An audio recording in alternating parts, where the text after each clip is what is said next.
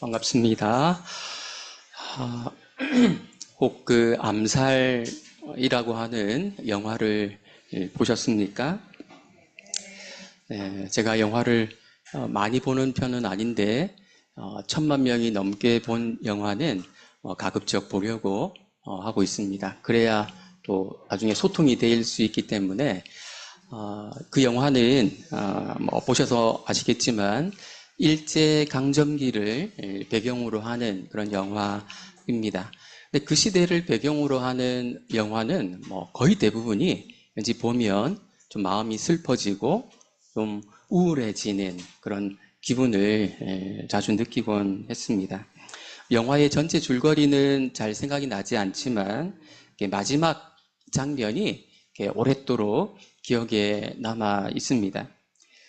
배우 이정재 씨가 맡았던 그런 그 역할인데 배우 이정재 씨가 대한민국 임시정부의 요원들 가운데 한 명으로 활동을 하고 있다가 언제부턴가 일본의 밀정, 그러니까 스파이가 되어 있었습니다.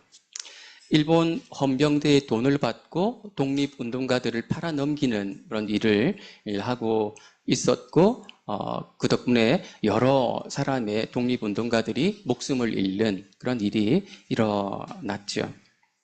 그러다가 시간이 흘러서 우리나라가 일본으로부터 해방을 맞이하게 됩니다. 친일 행위를 해왔지만 아무도 모르게 그 일을 해왔던 이정재는 제가 그 극중 인물의 이름이 잘 생각이 나지 않아서 이정재라고 하겠습니다. 이정재는 경찰 고위 간부가 됩니다. 그렇게 해서 용케 잘 살아남나 했는데 이정재의 배신 행위를 알고 있었던 사람들이 결국에 그를 처단을 하게 되고 비참한 최후를 맞이하게 되지요.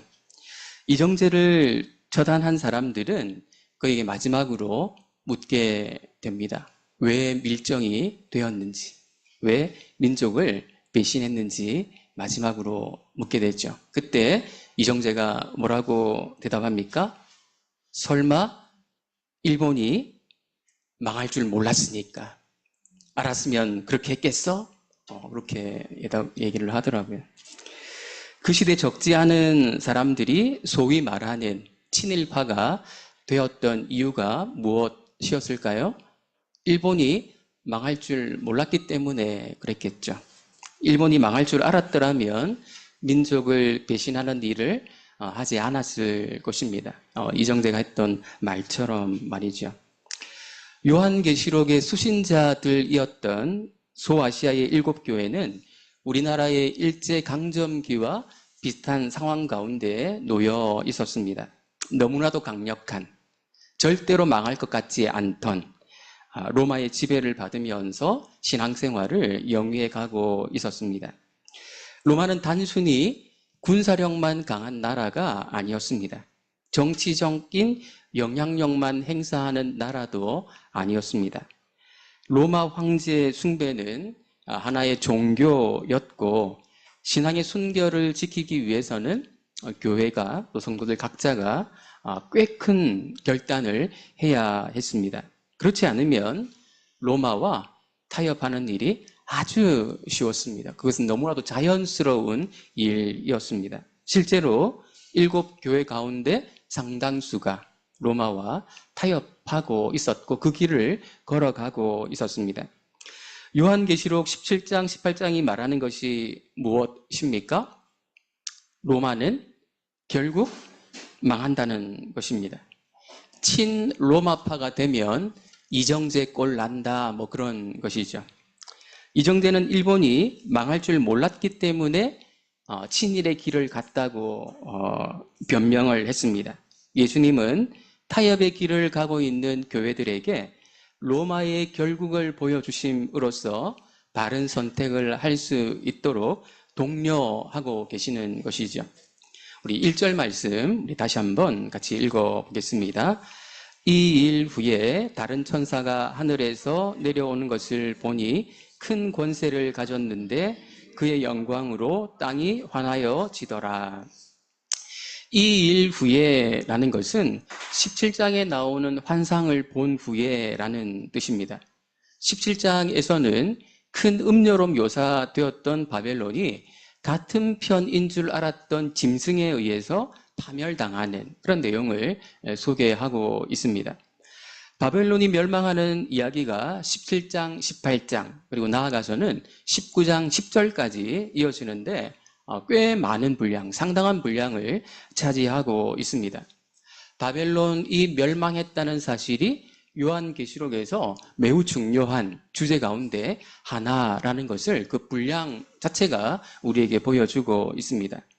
17장이 바벨론의 정체에 좀 더 많은 관심을 가진다면 18장은 바벨론의 멸망한 원인과 결과에 대해서 좀 더 많은 관심을 갖고 있다고 말할 수 있습니다. 18장은 다른 천사의 등장으로 시작하는데요. 17장에 등장했던 천사는 요한에게 환상을 해석해주는 역할을 했다면 18장에 등장하는 이 천사는 아마도 다른 역할을 맡았음을 다른 천사라고 하는 이 표현을 통해서 알려줍니다. 천사들도 각자 맡은 역할이 다르다, 다양한 역할을 맡은 천사들이 존재한다라는 것을 알 수 있습니다. 그런데 이 천사의 정체가 좀 모호합니다. 1절에 그 묘사를 보면 큰 권세를 가졌고요. 그리고 그의 영광으로 땅이 환해졌다고 말합니다. 이 천사의 정체가 예사롭지 않습니다. 요한계시록에서 어떤 천상적 존재도 영광을 가졌다고 언급되지 않기 때문입니다.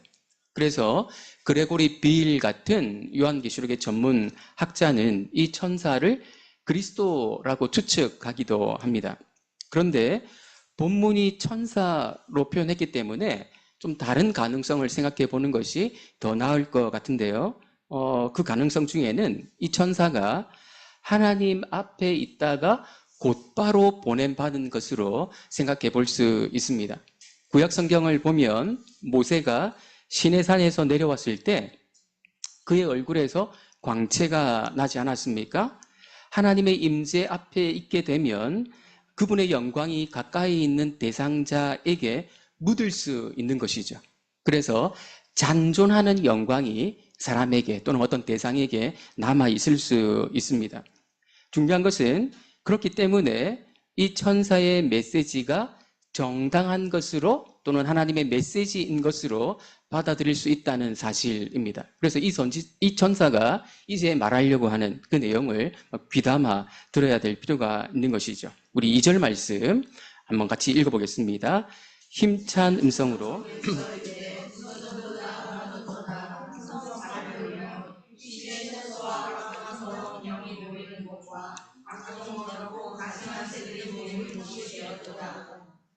무너졌도다.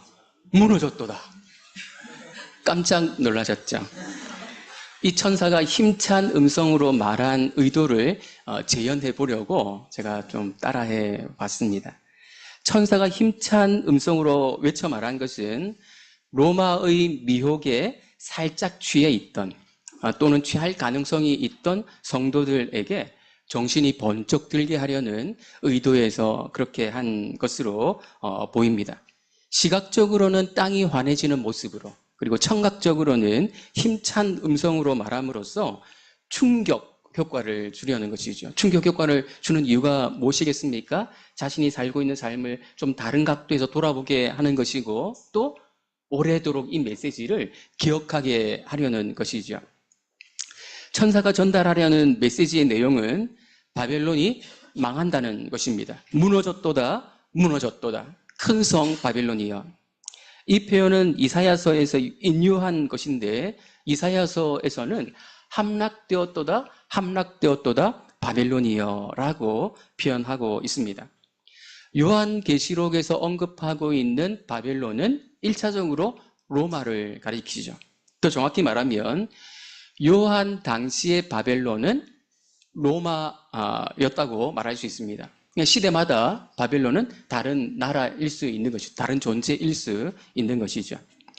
로마는 여전히 건재하고 있고 앞으로도 꽤 오랫동안 건재할 것인데 과거 시제, 무너졌도다. 과거 시제로 표현함으로써 심판이 확실하다는 사실을 확증하고 있습니다. 그 점은 이사야 시대의 바벨론도 마찬가지였죠.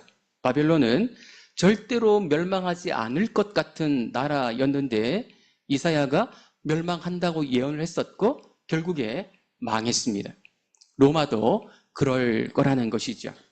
그런데 로마가 멸망할 모습을 어떻게 묘사하고 있습니까? 귀신의 처소와 각종 더러운 영이 모이는 곳과 각종 더럽고 가증한 새들이 모이는 곳이 되었도다. 그들의 멸망한 모습을 이렇게 묘사하고 있습니다.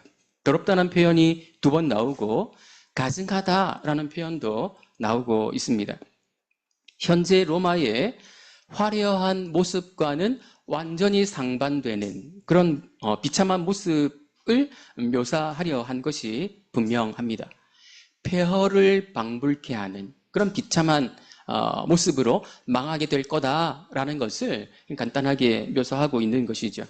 그런데 귀신, 각종 더러운 영을 언급하는 것을 보면 단순히 비참한 처지에 놓일 것이라는 의미 이상을 우리에게 보여주려고 하는 것 같습니다.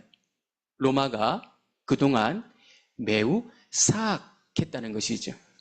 그들의 힘의 배경에, 배후에 귀신이 있었다는 것을 말하고자 하는 것으로 보입니다. 한 국가도 얼마든지 영적일 수 있습니다. 그렇다면 로마가 멸망하게 되는 이유가 무엇입니까? 3절 말씀 우리 같이 한번 읽어보겠습니다. 그 음행의 진노의 포도주로 말미암아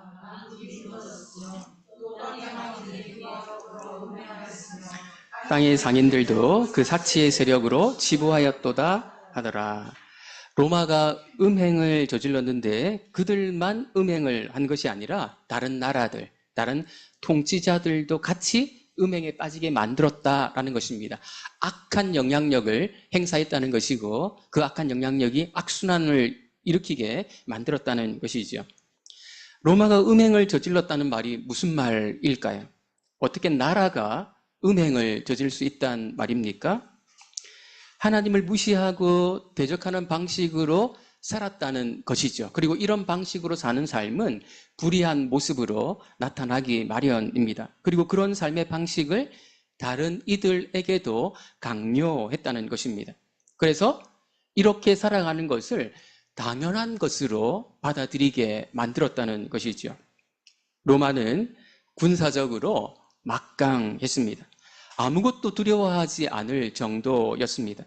당연히 하나님을 두려워하지 않았고 마음만 먹는다면 무엇이든지 할 수 있다고 생각했습니다. 자신감이 아니라 오만함인데 그 오만함의 실체를 알면 알수록 사실은 치가 떨릴 정도입니다.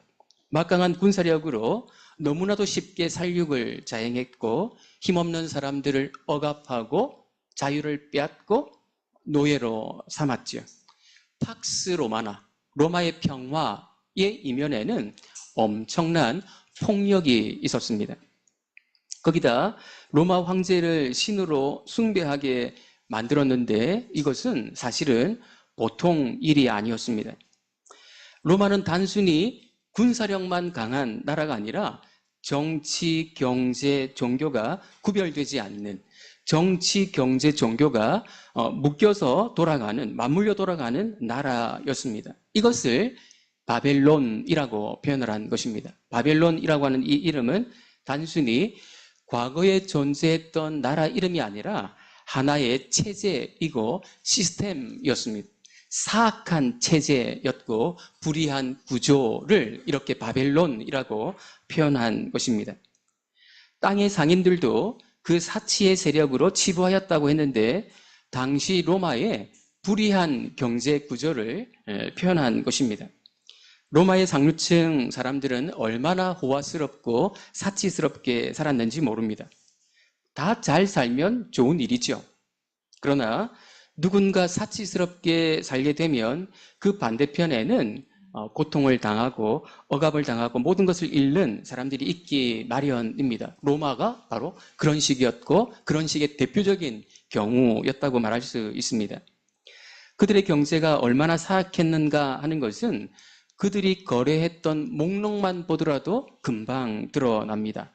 땅의 상인들이 거래했던 목록이 내일 본문 18장에 잘 드러나는데 18장 11절에서 13절을 보면 그들이 어떤 물품을 거래했는지 소개하고 있는데 앞부분에서는 사치품, 그 시대에 매우 비싼 사치품을 거래했다고 나와 있는데 뒷부분에 가게 되면 아주 끔찍한 것들을 보게 될 것입니다. 우리 18장 11절에서 13절까지를 한번 읽어보겠습니다. 땅의 상인들이 그를 위하여 울고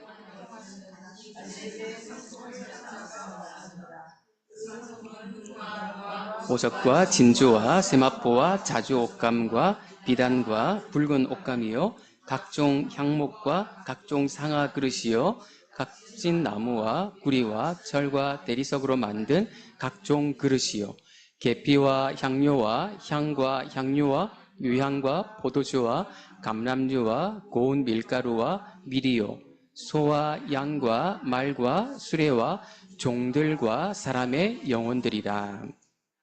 마지막에 언급된 종들과 사람들의 영혼들이라는 표현에 주목할 필요가 있습니다. 여기서 종들이라고 하는 말은 원어 그대로 번역하면 몸들입니다. 사람의 몸도 거래 목록 가운데 하나였다는 것이죠. 아마도 거래 목록이었던 이 몸들은 종들을 가리킬 것이기 때문에 종들로 번역을 한 것 같습니다. 사람의 영혼들도 거래 대상이었다는 말은 사람의 생명까지도 사고 팔 수 있는 대상으로 그들이 생각했다는 것을 보여줍니다. 다시 말해 돈이 되는 일이라면, 이익이 되는 일이라면 뭐든지, 이것이 그들의 경제 슬로건이었다는 것입니다. 로마의 경제는 이런 비인간적이고 잔인한 시스템을 발판 삼아서 성장했던 것이죠. 천사는 요한 당시의 바벨론, 곧 로마의 실체를 까발리고 있는 것입니다. 왜 그렇습니까? 이런 바벨론 체제가 소아시아의 7교회에 스멀스멀 스며들고 있었기 때문이었습니다. 영향력을 행사하고 있었기 때문이었습니다.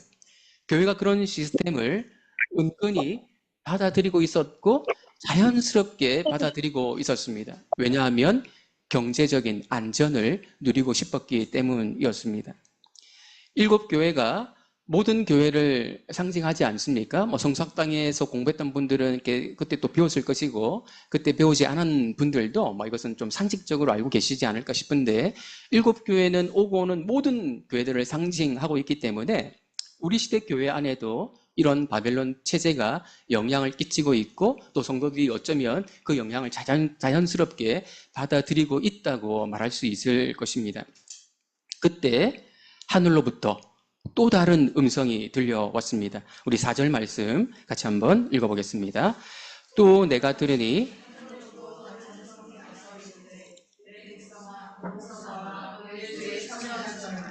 그가 받을 재앙들을 받지 말라. 누구의 음성일까요? 땅이 아닌 하늘로부터 들렸으니까 하나님의 음성 아니면 그리스도의 음성 아니면 천사의 음성 중에 하나일 것 같습니다. 내 백성아 라고 부른 것을 보면 하나님이나 예수님일 것 같은데 천사가 또 대변했을 수도 있으니까 누구인지 분명하지는 않습니다. 분명한 것은 하늘이 발원지라는 것이고 역시나 우리가 귀담아 들어야 할 메시지인 것이 분명하다는 사실입니다. 메시지의 내용은 거기서 나와 그의 죄에 참여하지 말고 그가 받을 재앙들을 받지 말라는 것입니다. 거기서 나오라고 말합니다. 거기가 어디입니까? 바벨론이 무너진다고 했기 때문에 바벨론이겠죠. 그리고 요한 당시의 바벨론은 로마였으니까 로마에서 나오라는 말로 이해할 수 있습니다. 그런데 로마에서 나오라는 말은 어떤 의미일까요? 로마라는 나라에서 다른 공간으로 이동하라, 탈출하라 라는 말이겠습니까? 1차적으로는 그런 의미로 이해할 수 있습니다.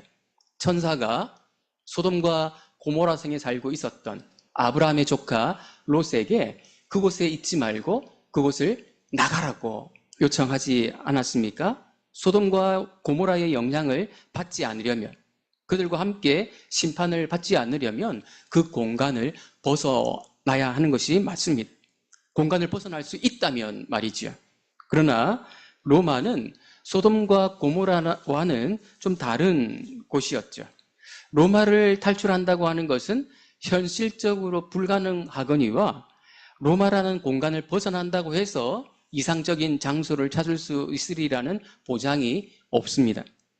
산둥수용소라는 책을 보면 수용소에 갇혀 있던 사람들의 일상을 소개하고 있는데, 수용소 안에서 욕심을 부려봐야 얼마나 욕심을 부릴 수 있을까 싶지만 그 안도 욕망의 사회라는 사실을 적나라하게 보여줍니다. 로마만 벗어난다고 해서 문제가 해결될 수 있는 것이 아니라는 말이지요. 거기서 나오라는 말은 바벨론의 체제, 바벨론의 시스템을 따르지 말라는 말입니다.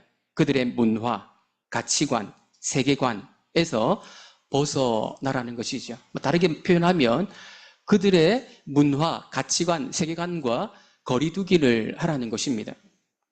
어떤 형태로든 힘으로 다른 사람들을 억압하고 힘이 있으면 그래도 괜찮다고 생각하는 가치체계, 경제적으로 나아질 수만 있다면 어떤 것도 사고 팔 수 있다는 그런 세계관, 그런 것으로부터 벗어나라는 거죠. 거리두기를 하라는 것입니다.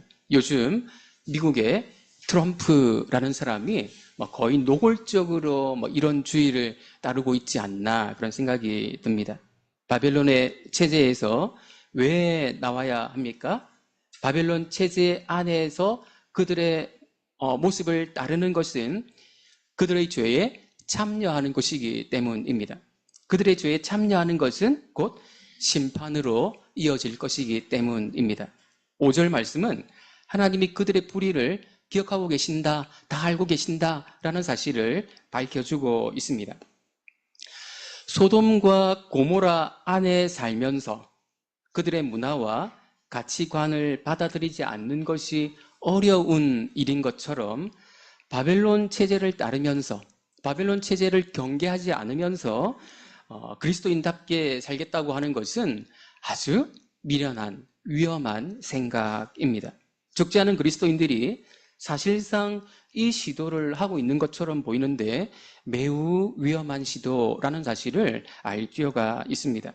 바벨론 체제에서 누릴 수 있는 것은 다 누리면서 그리스도인답게 살겠다라는 것인데, 하늘에서 들린 음성은 거기서 나오라 라는 것임을 우리가 잊지 말아야 합니다. 하나님보다 더 똑똑하지 않다면 이 세상 체제와 거리두기를 해야 한다는 것이죠. 이 세상 속에 살면서 이 세상에 속하지 않는 그런 모습으로 살아야 된다는 것입니다. 의도적으로, 의식적으로 이런 노력을 하지 않는다면 어떻게 되겠습니까? 시간이 지나면서 이 세상이 정상적으로 보이게 될 것이고 경건한 기준이 이상한 것으로 보이게 될 것입니다. 경건한 기준이 지루한 것으로 보이게 될 것입니다. 그러니 의도적으로, 의식적으로 이런 노력을 해야 되는 것이죠. 6절에서 8절은 로마에 대한 하나님의 심판이 정당하다는 사실을 말하고 있습니다. 하나님의 심판이 시행되는 곳은 우주법정입니다. 이 법정에서 판결이 내려지면 끝입니다. 이 세상에서는 잘못된 판결이 있을 수 있기 때문에 삼심제라는 제도가 있죠. 1심에서 판결이 잘못 내려질 수 있습니다. 판사가 잘못된 판단을 할 수 있죠. 2심에서 3심에서 판결이 번복될 수 있습니다. 그러나 우주법정의 재판장이신 하나님께는 오류가 있을 수 없기 때문에 한 번의 판결로 끝나게 될 것입니다. 우리 6절 말씀 같이 한번 읽어보겠습니다. 그가 준 그대로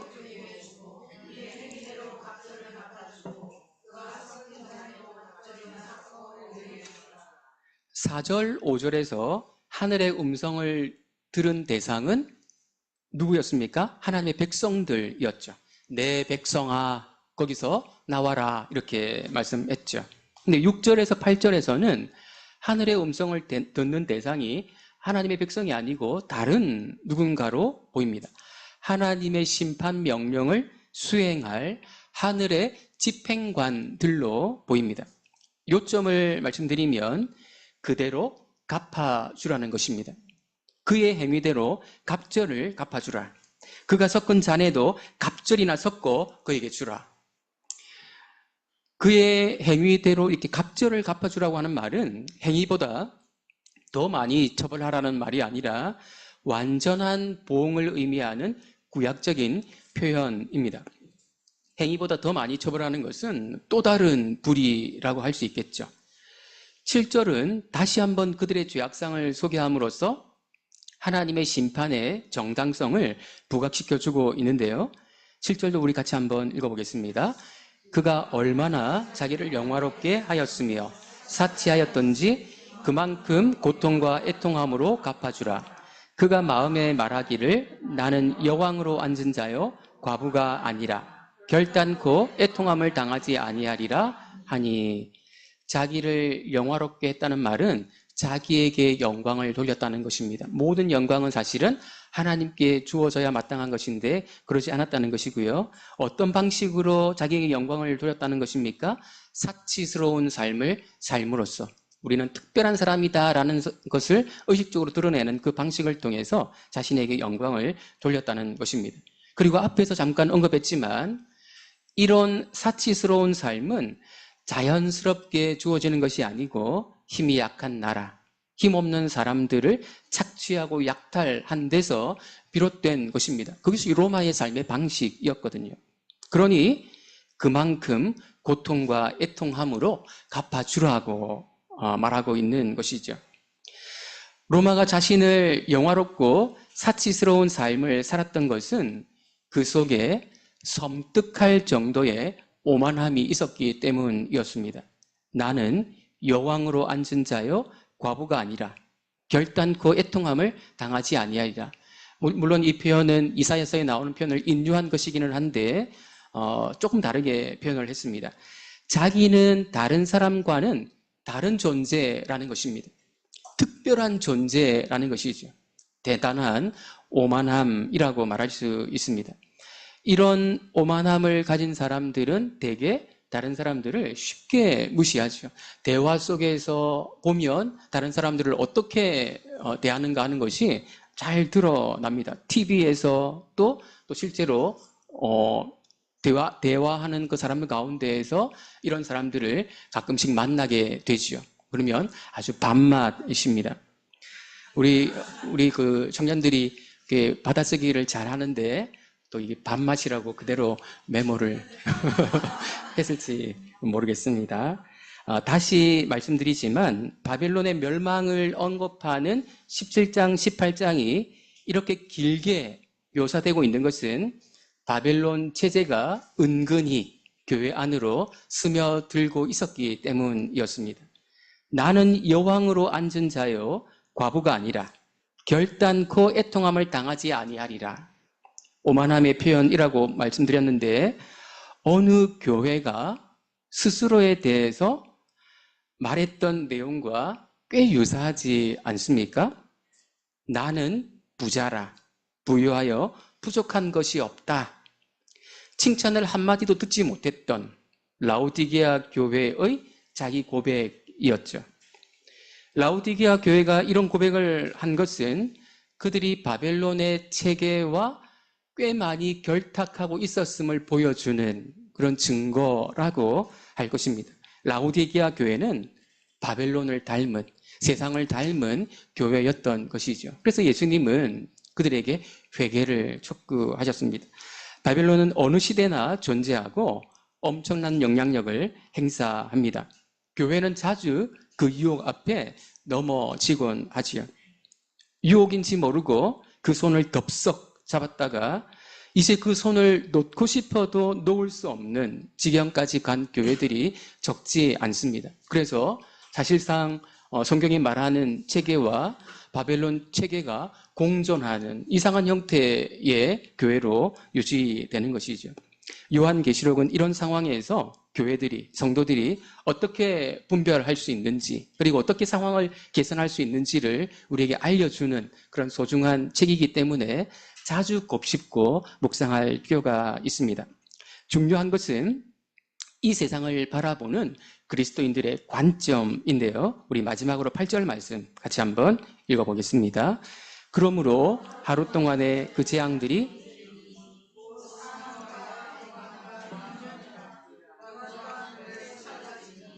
그를 심판하시는 주 하나님은 강하신 자이심이라.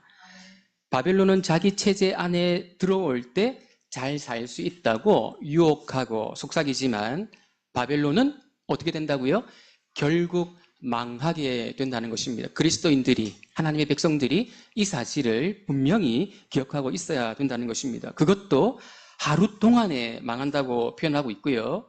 이어지는 내일 본문인 10절을 보면, 또는 내일 본문에서 3번 동일한 표현이 나오는데 1시간에 망한다고 그 기간을 더 줄여서 말하고 있습니다.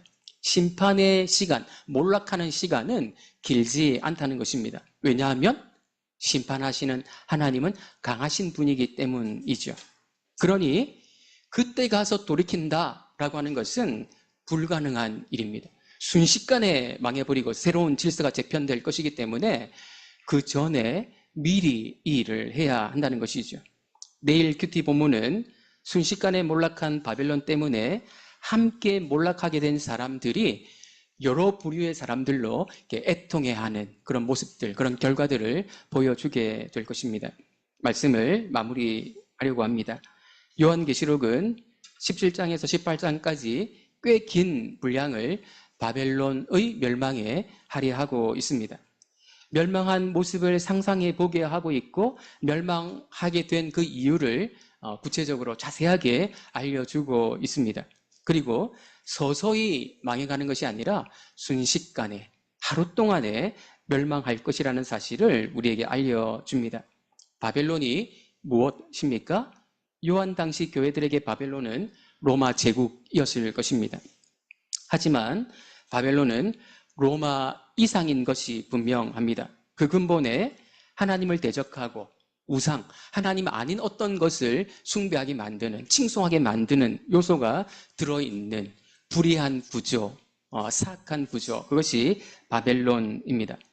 미래에나 볼 법한 어떤 도시가 아니라 지금 여기에 실제하고 있는 도시입니다. 억압이 있고 착취가 있는 곳, 불의가 자행되고 있는 그곳은 어디나 바벨론이라고 말할 수 있고, 구조적으로 그런 일들이 일어나고 있는 그곳이 바로 바벨론일 것입니다. 일을 잘 하지 못한다는 이유로 동료 인간을 벽돌과 함께 싸서 지게차로 들어 올렸다 내렸다, 그 사람을 조롱하고 놀리는 그런 일들이 지금도 우리 도시에서 일어나고 있지 않습니까? 그런 상황에서 그 사람을 도와주거나 그 일을 말리는 사람이 없었다는 사실은 더 충격적입니다. 우리 사회 곳곳에서 바벨론의 체제가 운영되고 있다는 사실을 우리는 보고 있습니다. 예수님은 거기서 나오라고 말씀하십니다.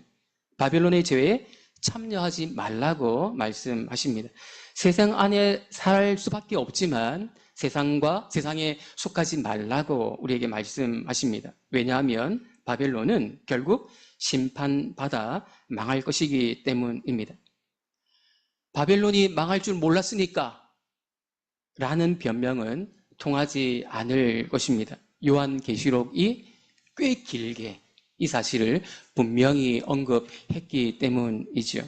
바벨론은 결국 심판받는다라는 진리를 기억하고, 이 세상 체제는 결국 망한다라는 사실을 분명히 기억하고 지혜롭게 바벨론과 이 세상과 거리두기를 하면서 어린 양의 그 길을 따라 살아가는 이번 한 주간 되시기를 예수님의 이름으로 축원드립니다. 기도하겠습니다.